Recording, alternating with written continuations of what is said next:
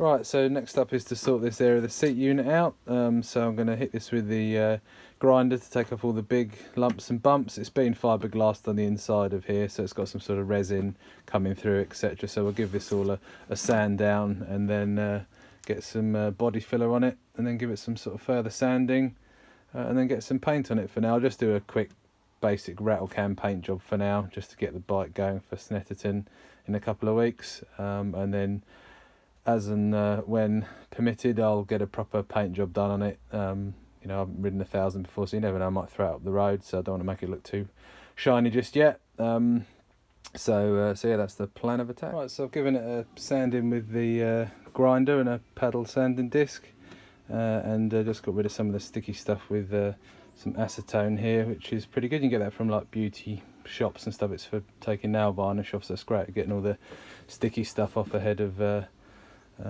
fillering or painting or whatever you want to do, so it's quite useful stuff to have in the workshop. Right, so just mixing up some P38 filler with the hardener, and you can see we've already started putting some of it on.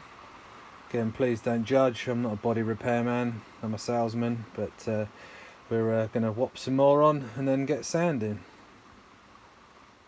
Right, so the first bit of filler's on. It does look like a bit like a badly decorated Christmas cake, but hopefully it'll harden up, and then we can sort of get sanding it and profile it down. You know, it's a bit battered, but we'll get it looking a bit smarter, hopefully. Another top tip, as people seem to like the tips, is get some wet wipes in your garage. They're great just to keep your hands clean, and they get rid of most stuff, to be honest, oil, grease. I've just taken a load of filler off my fingers there as well, so another Mark's top tip.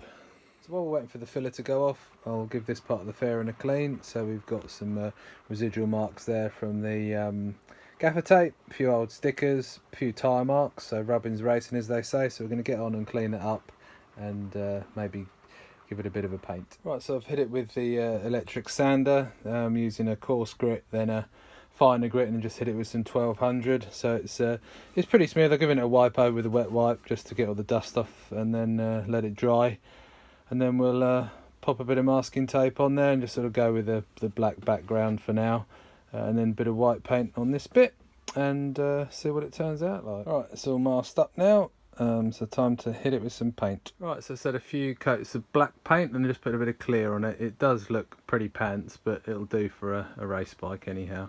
So we'll just peel off the masking tape and then get on with painting the white bits. Right, so just peeled off the masking tape for the black part of it. So yeah, it's not too bad, you know, it's not perfect, but it'll do. So going to mask over the black area now, and then paint all this white. And then we'll whack the good old number 65 on it. I need to order those up actually. And then that'll be that bit done, and plonk it back on the bike really. But don't look too closely, it does look pretty crap, but it'll do for a track bike anyway.